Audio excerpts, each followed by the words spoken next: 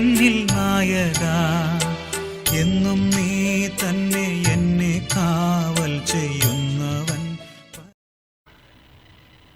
കർത്താവിൻ്റെ പരിശുദ്ധ നാമം വാഴ്ത്തപ്പെടുമാറാകട്ടെ. ഇന്ന് ഈ പ്രഭാതത്തിൽ നിങ്ങളോടൊപ്പമായിരിക്കുവാൻ തക്കവണ്ണം പരിശുദ്ധനായ കർത്താവ് എന്നെയും സഹായിച്ചു. അവൻ്റെ നല്ല നാമം വാഴ്ത്തപ്പെടുമാറാകട്ടെ. ഇവിടെ ആയിരിക്കുന്ന നിങ്ങളെ എല്ലാവരെയും കർത്താവായ യേശു ക്രിസ്തുവിൻ്റെ നാമത്തിൽ ഈ പ്രഭാത ധ്യാനത്തിലേക്ക് സ്വാഗതം ചെയ്തുകൊള്ളുന്നു. ദൈവീക അനുഗ്രഹവും കൃപയും നിങ്ങളോടുകൂടെ ഉണ്ടായിരിക്കുമാറാകട്ടെ. ഇന്നത്തെ നമ്മുടെ പ്രഭാത ധ്യാനത്തിനായി നമുക്ക് നൽകപ്പെട്ടിരിക്കുന്ന വിഷയം യഹോവയുടെ ആലയം. അതിനായി നമുക്ക് നൽകപ്പെട്ടിരിക്കുന്ന ബൈബിൾ വാക്യം വെളിപ്പാട് പുസ്തകം 3-ാം അധ്യായം അതിൻ്റെ 12-13 വാക്യങ്ങളാണ്.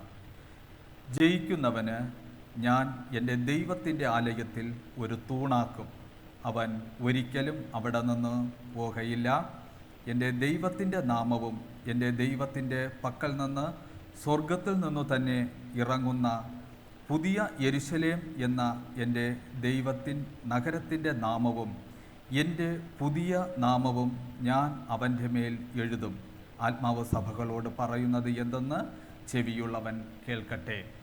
നാം ഈ പാഠഭാഗത്തു നിന്ന് നാം ഇന്ന് ഈ പ്രഭാതത്തിൽ ധ്യാനിക്കുമ്പോൾ നമുക്ക് കാണുവാൻ കഴിയുന്നത്, ഇസ്രയേൽ ജനം മരുഭൂമിയിലായിരുന്ന സമയത്ത് കർത്താവ് മോശയോട് പറഞ്ഞു, എനിക്കെൻ്റെ ജനത്തിൻ്റെ നടുവിൽ വസിക്കുവാൻ അവരൊരു വിശുദ്ധ മന്ദിരം ഉണ്ടാക്കണം. അവർ മരുഭൂമിയിലായിരുന്ന സമയത്തെല്ലാം കർത്താവിൻ്റെ സാന്നിധ്യം കൂടാരത്തിൽ വസിച്ച് അവരോടൊപ്പം ആയിരുന്നു. എന്നാൽ അവർ കനാനിൽ പ്രവേശിച്ച് ശലോമോൻ്റെ ഭരണത്തിൻ കീഴിൽ ആ രാജ്യം വളരെ സാമ്പത്തിക സ്രോതസ്സുള്ള ഒരു രാജ്യമായി തീർന്നു. ശലോമോൻ ദൈവത്തിനൊരു സ്ഥിരമായിട്ട് ഒരു ആലയം പണിയുന്നതായും നമുക്ക് കാണുവാൻ സാധിക്കുന്നു. ആ ആലയത്തിൽ അതിൻ്റെ പ്രധാന കവാടത്തിൽ 2 തൂണുകൾ, സ്തംഭങ്ങൾ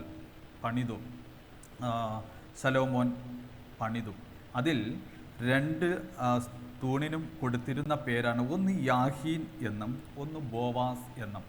യാഹീൻ എന്നതിൻ്റെ അർത്ഥം യഹോവ അവൻ സ്ഥാപിക്കും. ബോവാസ് എന്നതിൻ്റെ അർത്ഥം അവൻ എൻ്റെ ബലം, അവനിലാണ് ബലം. അപ്പോൾ കർത്താവ് സ്ഥാപിച്ചു, കർത്താവിലാണ് അവരുടെ ബലം എന്ന ഒരു വിശ്വാസവും ആ ഒരു ശക്തിയും ആ ഒരു ബലവുമായിട്ടാണ് അവർ ദൈവസന്നിധിയിൽ നിൽക്കുന്നത്. എന്നാൽ വർഷങ്ങൾ കഴിഞ്ഞും അവർക്ക് ദൈവത്തിലുണ്ടായിരുന്നതായ ആ സ്നേഹവും വിശ്വാസവും അവർ നഷ്ടപ്പെട്ടു.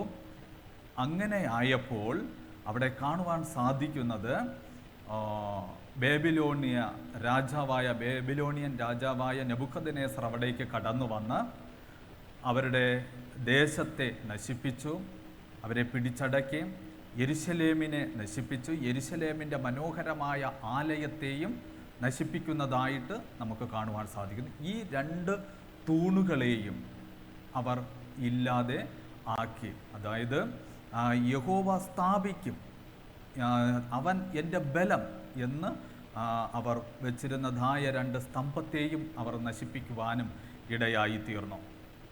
വീണ്ടും കർത്താവായ യേശു ക്രിസ്തു ഇവിടെ പറയുന്നതായിട്ട് നമുക്ക് കാണുവാൻ സാധിക്കുന്നു.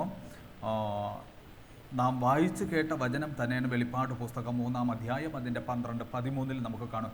ജയിക്കുന്നവന് ഞാൻ എൻ്റെ ദൈവത്തിൻ്റെ ആലയത്തിൽ ഒരു തൂണാക്കും എന്ന്. അപ്പോൾ ഒരിക്കൽ ശലോമോൻ തീർത്തതായ ദൈവാലയത്തിൽ 2 തൂണുകൾ അവിടെ നിർമ്മിക്കപ്പെട്ടു. അതിൽ ദൈവം സ്ഥാപിക്കുമെന്നും ദൈവമാണ് ബലമെന്നും അവർ സ്ഥാപിച്ചു. എന്നാൽ അവരുടെ വിശ്വാസം നഷ്ടപ്പെട്ടു. അവർ ജാതികളുമായിട്ട് ഇടകലർന്ന് ദൈവത്തിൽ നിന്ന് അകലുവാൻ സാധിച്ചു. അപ്പോൾ ദൈവം അവരെ ശിക്ഷാവിധിക്ക് ഏൽപ്പിച്ചു. നാം ഈ ലോകത്തിൽ ജീവിക്കുന്ന നമ്മുടെ ജീവിതം കൊണ്ട് ക്രിസ്തുവിൽ എത്രത്തോളം ചേർന്നിരിക്കുന്നുവോ, ക്രിസ്തുവിനോട് നമ്മൾ എത്രത്തോളം അടുത്തിരിക്കുന്നുവോ, അവനിൽ നാം വിശ്വസിക്കുന്നുവോ, അപ്രകാരം ഇവിടെ പറയുന്നത് നമുക്ക് യെരുശലേം, പുതിയ യെരുശലേമിൽ നമ്മുടെ പേരുകൾ അവിടെ സ്ഥാപിക്കുവാൻ തക്കവണ്ണം ഇടയായി തീരും എന്നുള്ളതാണ്. അങ്ങനെയാകുന്നുവെങ്കിൽ നാം ക്രിസ്തുവിൽ വിശ്വസിക്കുക, പക്ഷെ അവിശ്വസിക്കാതെ ക്രിസ്തുവിൽ വിശ്വസിക്കുക. വിശ്വസിച്ചുകൊണ്ട് ദൈവത്തോടൊപ്പം നാം ആയിരിക്കുന്നുവെങ്കിൽ നാം അവൻ്റെ പുതിയ യെരുശലേമിൽ, അവൻ്റെ ആലയത്തിൽ നമുക്ക് പ്രവേശിക്കുവാനും നമ്മുടെ പേരവിടെ എഴുതപ്പെട്ട് കാണുവാനും തക്കവണ്ണം ഇടവരുന്നു എന്ന് നമുക്കിവിടെ മനസ്സിലാക്കുവാൻ സാധിക്കുന്നു. എന്നാൽ ഇവിടെ ശലോമോൻ നിർമ്മിച്ച ആ ആലയത്തിൽ 2 സ്തൂപം അവർ നിർത്തിയെങ്കിലും അത് നമുക്കവിടെ കാണുവാൻ സാധിക്കുന്നത് അവരത് പ്രാവർത്തികം മറ്റുമല്ല, ഒരു ആലങ്കാരികമായിട്ടാണ്.